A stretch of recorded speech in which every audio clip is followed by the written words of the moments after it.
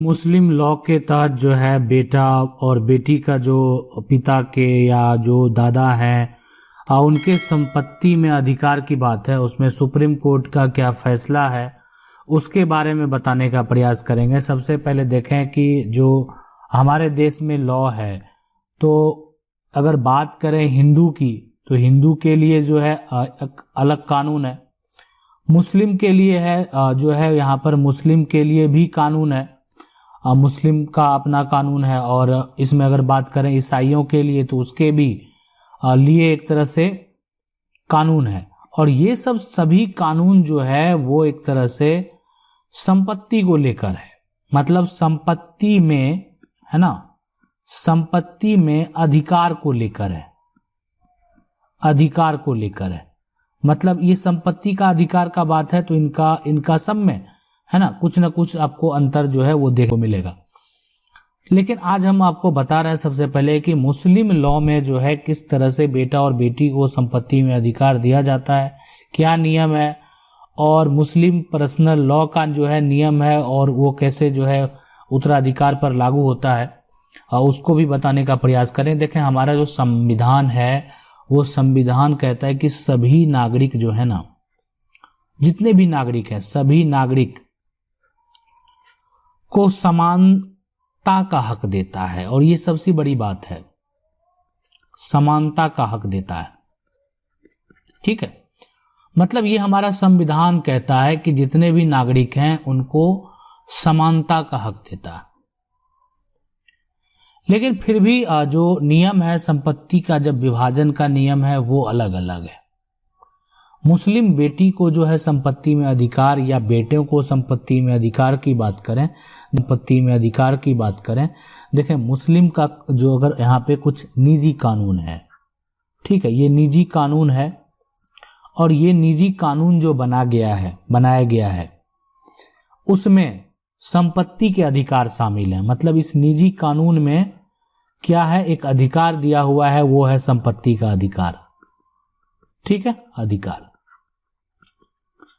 तो ये अब ये निजी कानून जो है इसमें क्या है, तो ये दो तरह से अगर यहां पे बटा हुआ है। अगर बात करें तो एक आते हैं जो है हमारा सुन्नी कानून, दूसरा है शिया। अब ये जो ज्यादातर आपको जो देखने को मिलेंगे वो ये सुन्नी कानून को हमारे देश में फॉलो करते हैं। तो इसमें ये नियम है कि जो भी एक तरह से आप की संपत्ति है ना, तो उसका संबंध, मतलब जो व्यक्ति है जो संबंध उनसे आपका जुड़ा हुआ है, मान लेते हैं कोई बेटा है ना, तो बेटा का या तो बेटी है या यहां पे बेटा है। मतलब अगर इनके पिता की संपत्ति है तो उनका बेटा है और उनका भी बेटा है, उनकी एक बेटी है। तो इसमें क्या होता है कि जो हमारा सुन्नी कानून है उसके तहत जो है पुरुष के माध्यम से जो मृतक से संबंध होता है। मतलब क्या होता है कि जैसे एक संपत्ति अगर मान लेते हैं, इसको इस तरह से समझने का प्रयास करें है ना, कि एक पिता को एक बेटा है ना, दूसरा जो है वो बेटी है। यहाँ पे बेटा यानी पुरुष के माध्यम से जो भी है उसको संपत्ति में जो है वारिस बना दिया जाएगा। मतलब वो उसको संपत्ति में हक होगा अगर पिता की संपत्ति है, जो भी संपत्ति हो। ठीक है, अब यहां पे लेकिन दूसरा जो शिया का है, यहां पे उस तरह का भेदभाव नहीं है। इसका मतलब साफ साफ कहना है कि जो भी मृतक के वारिस हैं उनको संपत्ति में अधिकार जो है वो दिया जाएगा। अब सुप्रीम कोर्ट का क्या मामला है, क्या किस प्रकार का जजमेंट है, हम एक जजमेंट आपको बताने का प्रयास करते हैं और ये जजमेंट क्या है उसको अच्छे से समझने का प्रयास करें। एक मुस्लिम जो है विधवा का मामला जो है, ये नहीं पहले से मामला बहुत पुराना था, जजमेंट इधर हुआ है, पहले से ये मामला चल रहा था। ठीक है, लेकिन सुप्रीम कोर्ट के द्वारा फैसला दिया गया और फैसला ये दिया गया कि एक तरह से संपत्ति के बंटवारे को लेकर ये सारा विवाद था। जो पुरुष हैं उनकी दो शादी हुई, उनकी जो पहली पत्नी है और दूसरी पत्नी है। अब एक पत्नी से उनको एक बेटी है और दूसरी पत्नी से भी बच्चे हैं, ठीक है। जब उनकी मृत्यु हो जाती है तो उस समय उसके बाद जो है, जो उनकी पहली पत्नी और बेटी है वो संपत्ति में हक मांगने के लिए केस फाइल करते हैं।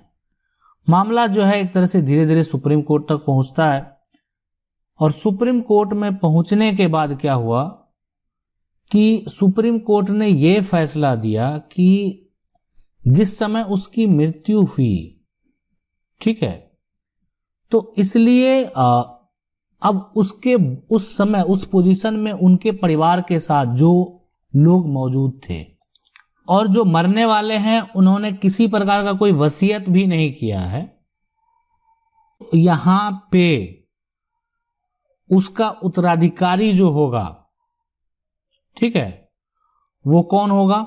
जो अभी वर्तमान में उस समय उनके साथ हैं। मतलब क्या हुआ कि संपत्ति का जो बंटवारा के लिए अब इनके जो बच्चे को तो हिस्सा इसलिए नहीं मिला ताकि ये जो पुरुष है इनकी मौत, इनकी मृत्यु जो है इनके पिता की मृत्यु से पहले हो चुकी थी, ठीक है। तो इसलिए यहां पे उनको सुप्रीम कोर्ट के द्वारा जो है हिस्सा नहीं दिया गया, मतलब संपत्ति में किसी प्रकार का हिस्सा नहीं दिया गया, इसलिए कि जो उनके पति हैं उनकी जो मौत है, उनके जो पूर्वज थे उनके मौत से पहले हो चुकी थी। देखिए, मुस्लिम जो एक तरह से पर्सनल लॉ के नियम हैं वो आप जो अगर हिंदू पर्सनल लॉ देखते हैं या हिंदू लॉ जो है उसके विपरीत हैं।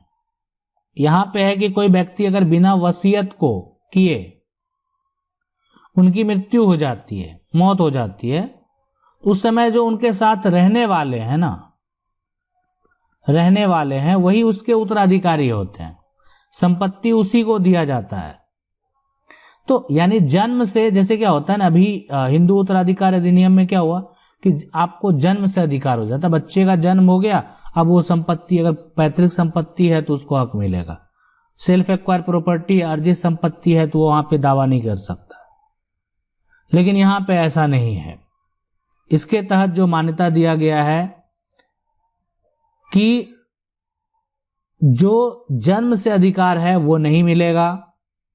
दूसरा कि जो आपके बुजुर्ग या जो पूर्वज हैं उनकी अगर वो जीवित हैं, जिनके नाम से संपत्ति है वो अगर जीवित हैं या आपके पूर्वज जो हैं वो जीवित हैं, तो संपत्ति को किसी तरह का कोई उत्तराधिकारी हक का जो है दावा नहीं कर सकता। मतलब फिलहाल अगर वो जीवित है तो दावा नहीं कर सकते आप। हाँ, उनकी मृत्यु के बाद तो फिर आप दावा कर ही सकते हैं, इसलिए कि आप जो है एक तरह से किसी प्रकार का वसीयत नहीं है तो आप उनके उत्तराधिकारी हुए, ठीक है, उस समय तो फिर आपको हक मिलेगा ही। लेकिन फिलहाल अगर आप ये उनके रहते हुए चाह रहे हैं कि अपना हक का दावा करें तो वो संभव नहीं है यहाँ पे। और रही बात जो हक देने की, ठीक है, तो वो है कि जो पैतृक संपत्ति है, जो पूर्वज से प्राप्त संपत्ति होगा, ठीक है, अभी यहाँ पे देखें वो समान हो, सारा कानून बराबर हो, वो बाद की बात है। जो अधिकार की बात है उसमें अगर मान लेते हैं कि बेटा को पूरा, आप देखते हैं पूरा ये संपत्ति है, ठीक है, अब इस संपत्ति में जो है अगर इसको डिवाइड किया जाएगा ना सबसे पहले, ठीक है, तो इसमें जितना बेटों को दिया जाएगा उसका आधा, उसका 50 जो है वो दिया जाएगा बेटी को। कहने का मतलब क्या हुआ, देखें ये इसका आधा हुआ, अब ये आधा का जितना उनको दिया गया उसका भी हाफ जो है ये बेटी को दिया जाएगा मुस्लिम लॉ में, मुस्लिम पर्सनल लॉ के तहत। और बेटों के तुलना में जो है ना जितना बेटा को मिलेगा उसका आधा मिलेगा बेटी को, यानी ये जो देख रहे हैं ये पार्ट मिलेगा बेटी को। अब यहां पे सवाल उठता है कि ये जो सुप्रीम कोर्ट का मामला था वो किस तरह का था, कैसे था। सिर्फ इसी कारण से नहीं दिया गया कि जो यहाँ पे एक तरह से पिता है, पिता के जो है एक तरह से पिता का शादी होता है, जो उनकी पत्नी है, उनके पत्नी की मृत्यु के बाद, है ना, मृत्यु के बाद उनके 2 बेटे हैं उस पत्नी से, और पिता के द्वारा दोबारा शादी किया गया, तो यानी दूसरी पत्नी है। और जो यहाँ पे इनके 2 बेटे हैं, इसमें एक बेटा का मृत्यु हो जाता है, इनका मृत्यु हो जाता है, पिता जीवित रहते हैं। और यहाँ पे दूसरी पत्नी है, उनसे भी बच्चे होते हैं। अब ये जो जिसका मृत्यु हो जाता है, उसका पत्नी जो है अगर ये दावा करे और उसकी बेटी, तो यानी इस व्यक्ति का मृत्यु कब हुआ? अपने पिता के मृत्यु के पहले हो गया। पिता जीवित है और इनका जो है और उसके पहले ही मृत्यु हो गया, पिता का बहुत बाद में मृत्यु हुआ, देहांत हुआ। तो इस मुस्लिम पर्सनल लॉ के अंतर्गत जो है हिस्सा नहीं दिया गया, ऐसा सुप्रीम कोर्ट का जजमेंट है।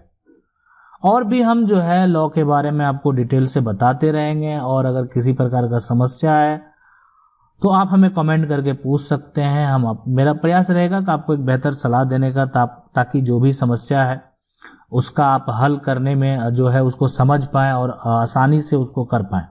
आशा करते हैं वीडियो अच्छा लगा होगा। वीडियो को लाइक जरूर कर दें। चैनल को पहली बार देख रहे हैं, सब्सक्राइब करके जो बेल आइकन है उसको जरूर दबा लें। मिलते हैं अगली वीडियो में, तब तक के लिए जय हिंद।